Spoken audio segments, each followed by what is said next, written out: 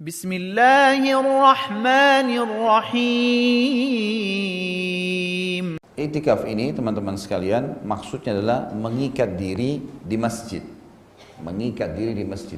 Tujuan utamanya membiasakan diri sholat 5 waktu on time. Itu tujuannya. Sholat 5 waktu on time. Karena memang kita diperintahkan dalam agama untuk sholat di awal waktu. Sebagaimana pernah ditanyakan kepada Nabi SAW dalam hadis Bukhari Muslim, perbuatan apa yang paling Allah cintai? Beliau mengatakan, as-sholatu ala waktiha. Sholat pada waktunya. Begitu azan, langsung sholat. Dan sudah pernah juga saya jelaskan, ada hadis Nabi SAW, siapa yang tidak ketinggalan takbiratul ihram pertama imam 40 hari, subuh, duhur, asar, maghrib, isya 40 hari, maka dia akan selamat dari sifat kemunafikan. Tidak akan pernah dusta seumur hidup, tidak akan ingkari janji, tidak akan juga pungkiri atau khianati amanah.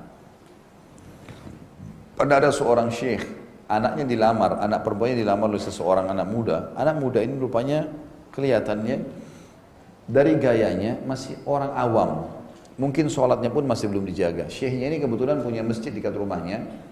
Dia bilang, dan dia jadi imam. Kalau kau mau saya terima lamaranmu, saya mau lihat kau 40 hari di masjid ini. Di belakang saya sholat, kamu di belakang saya. Takbiratul ihram pertama nggak boleh ketinggalan. Anak muda ini belum paham rupanya. Dia cuma ikutin karena dia mau nikah sama anaknya syekh. Jadi sholatnya ini masih sholat karena itu gitu. Tapi betul-betul 40 hari dikerjain sama dia. Setelah 40 hari kata syekh, saya terima lamaranmu. Anak muda ini cerita, dia bilang subhanallah dulu saya ini malas sholat. Tapi setelah 40 hari saya kerjakan di masjid on time dan sekarang saya merasa nggak enak kalau nggak sholat. Berubah semua, sifat kemunafikannya hilang. Munafikan malas kalau sholat, hilang. Nggak ada lagi sifat kemunafikan. Ini kalau ada orang yang mau ngetes pegawai sebenarnya, tes sholatnya saja. Ini ada tempat pelatihan, tugasmu 5 waktu sholat di masjid. Nggak boleh ketinggalan takbiratul ihram pertama. Itu kalau dia lakukan 40 hari terima jadi pegawai. Karena ada jaminan dari Nabi nggak bakal dusta, nggak bakal khianat, nggak bakal ingkari janji. Cuma Allahu alam ini apa yang ada yang mau lakukan atau tidak. Tapi ini cuma ide saja gitu kan. Itu luar biasa sebenarnya. Baik, iktikaf ini dianjurkan di 10 akhir Ramadan bagi laki-laki dan perempuan tentunya. Tapi perempuan punya syarat-syarat khusus seperti izin ayah kalau belum menikah dan izin suami kalau sudah menikah. Tentu saja lebih utama kalau dia memang bersama suaminya. Tapi kalau tidak, maka dianjurkan ulama untuk tidak iktikaf. Kecuali suaminya meninggal, maksudnya dia janda atau cerai, maka itu baru boleh. Karena ummahatil mu'minin radhiyallahu anhunna, Aisyah dan teman-temannya yang lain ya, dari istri-istri Nabi, setelah Nabi SAW meninggal mereka beriktikaf. Tapi setelah Nabi SAW meninggal, waktu Nabi SAW masih hidup mereka tidak pernah iktikaf. Mereka tidak pernah iktikaf sampai-sampai Nabi SAW pernah waktu lagi iktikaf dikunjungi oleh Sofiyah di malam hari, bawain makanan gitu kan. Maka Nabi SAW keluar mengantar Sofiyah, dan keluar juga sebuah hukum di sini, orang kalau iktikaf itu mengikat diri di 10 akhir Ramadan, sebenarnya dia pada saat mengikat diri itu tidak boleh keluar kecuali darurat. Darurat diantaranya kalau dia mau ngantar pulang istrinya khawatir jadi masalah, atau dia mau ngantar jenazah, atau dia mau berobat, atau ada panggilan orang tuanya darurat dia harus datang, maka dia keluar. Itu pun keluar balik lagi. Nabi SAW pernah waktu dikunjungi oleh Sofiyah radhiyallahu anha, Nabi SAW mengantar pulang. Sempat ada 2 orang Ansar, waktu lihat Nabi SAW jalan sama perempuan, mereka penasaran mau tahu perempuan siapa nih yang jalan sama Nabi malam hari. Dan waktu iktikaf mereka percepat langkahnya. Kata Nabi SAW, ala rizkikuma, pelan-pelan aja. Innaha Sofiyah binti Huyai. Ini yang bersama saya Sofiyah binti Huyai, istri saya nih gitu. Maka mereka bilang subhanallah, maha suci Allah gitu kan. Maksudnya mereka mau tunjukin kayaknya tidak ke situ pikiran kami ya Rasulullah. Tapi Nabi Rasul, Nabi tahu. Nabi mengatakan hati-hatilah karena syaitan mengalir di dalam darah kalian, di dalam tubuhnya anak Adam, seperti mengalirnya darah bersamaan dengan darah. Jadi keluar hadis itu justru pada saat Nabi SAW lagi iktikaf dan mengantar Sofiyah pulang. Nah, iktikaf ini teman-teman sekalian, yang paling afdal puasa ke-19 malam ke-20. Ya gitu. Jadi puasa ke-19 kemudian masuk malam 20. Dan keluarnya setelah sholat Idul Fitri. Jadi sholat Idul Fitri memang di masjid itu juga. Ini yang paling afdal, ya. Makanya cari masjidnya masjid yang jami', yang dipakai sholat Jumat, yang dipakai sholat Id, memang begitu. Ini yang paling afdal kita bicara. Kalau tidak bisa, usahakan bisa mengikat diri di malam-malam ganjil. Di malam 21, malam 23, malam 25, malam 27, malam 29. Bagi teman-teman yang masih sibuk kerja, gitu kan, misal suaminya kerja atau istrinya kerja, atau mungkin suaminya yang kerja, istrinya nggak mungkin tinggalin rumah, ada anak-anak, bisa pakai cara. Saya pernah pakai cara sama istri sama anak saya. Waktu itu kebetulan karena rumah saya di Condet dekat dengan Masjid At-Tin, maka saya ke Masjid At-Tin, gitu kan. Saya sholat di sana.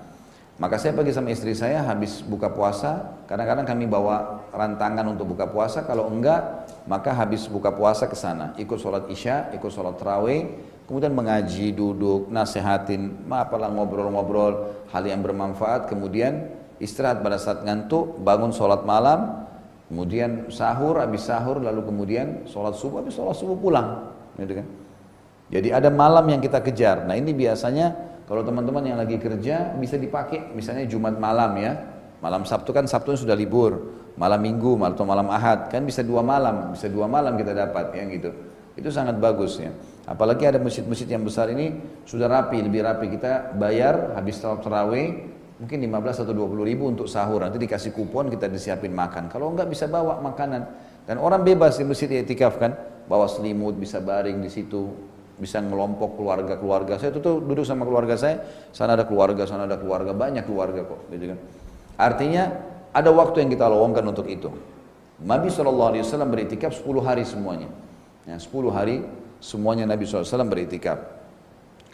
Kalaupun ada pendapat ulama yang mengatakan iktikaf itu yang paling sedikit adalah mengikat antara sholat ke sholat. Jadi misal maghrib ke isya, misal duhur ke asar, asal dia niatkan iktikaf bisa dapat pahalanya, insya Allah, gitu kan.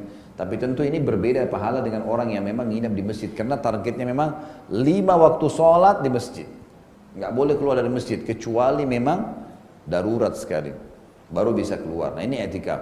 Tujuan utama iktikaf adalah mengejar Lailatul Qadar, mengejar Lailatul Qadar. Dan kita sudah tahu sama-sama Lailatul Qadar, qadar artinya takdir ya, sesuatu yang sedang ditakdirkan, karena memang di malam Lailatul Qadar itu adalah malam penentuan keputusan 1 tahun ke depan. Allah Subhanahu wa taala menyebutkan dalam surah Zukhruf, a'udzubillahi minasyaitonir rajim, inna anzalnahu fi lailatin mubarakah. Sesungguhnya kami turunkan Al-Quran itu pada malam yang penuh dengan berkah. Dan surah kita sudah tahu ayat yang masyhur ya, Lailatul Qadri khairum min alfi syahr. Lailatul Qadar lebih baik daripada 1000 bulan. Nah, yang perlu difahami di sini Bapak Ibu sekalian, 1000 bulan itu sama dengan 83 tahun plus 4 bulan. Artinya, kalau Bapak Ibu sempat ucapkan subhanallah saja,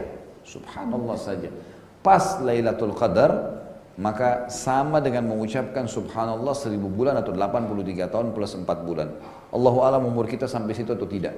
Tapi yang jelas kita akan dapatkan pahala itu. Kalau kita sedekah sama sedekah 1000 bulan atau 85 plus 4 bulan. Kalau kita baca Quran sama dengan itu. Kalau kita apa saja ibadah yang kita kerjain dilipat gandakan 1000 bulan, gitu kan.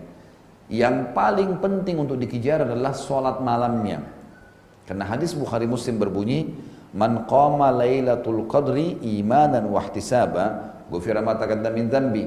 Siapa yang mendirikan sholat malam di Lailatul Qadar, maka dengan keimanan dan mengharapkan pahalanya diampuni semua dosanya yang lalu. Jadi ada 3 hadis yang mirip ya, tentang puasa, tentang sholat malam umumnya tarawih, dan tentang sholat malam di Lailatul Qadar. Ini 3-tiganya kalau dikerjakan karena keimanan dan mengharapkan pahalanya diampuni semua dosa-dosa kita yang lalu. Jadi dibersihin semuanya.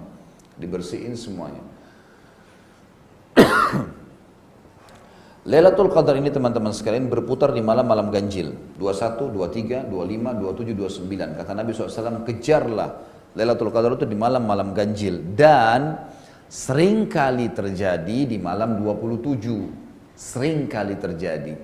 Artinya tidak harus malam 27 ya. Sebagian ulama bahkan mengatakan hikmah ilahi. Kenapa Nabi Muhammad SAW mengikat diri bukan cuma di hari-hari ganjil? Kenapa Nabi SAW 10 terakhir semuanya mengikat diri dengan i'tikaf? Karena untuk menilai ini malam ganjil atau tidak, dengan adanya perbedaan waktu antara negara dengan negara, bisa saja Lailatul Qadar itu terus berjalan di 10 terakhir. Allahu alam, kita nggak tahu. Kayak misal, kita sekarang di Indonesia sudah malam ganjil semalam, kita sudah dapat misal Lailatul Qadar dengan izin Allah. Kita sudah pagi nih, sudah beraktivitas. Saudi itu masih mundur 4 jam. Berarti kalau Lailatul Qadar di Saudi masih terjadi, kita di Indonesia sudah pagi. Bukan mustahil, itu berarti masih berentetan atau mungkin berbeda perhitungan waktu. Di Indonesia dianggap malam genap, di Saudi dianggap malam ganjil. Ya kan gitu. Nah sekarang karena perubahan waktu memang berbeda.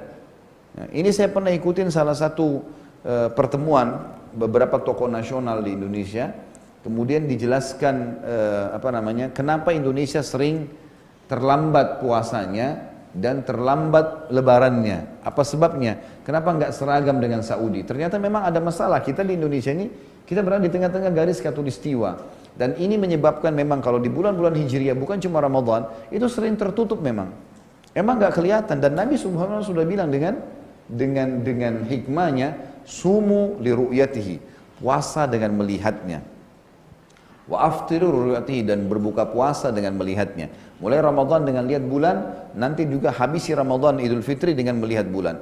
Fa in gumma alaikum, kalau tertutup buat kalian nggak bisa ngelihat, fa'atimus siyamat thalathin, maka genapkan puasa jadi 30. Yang penting puasanya 30 bukan 31, ya. 30 tetap sah.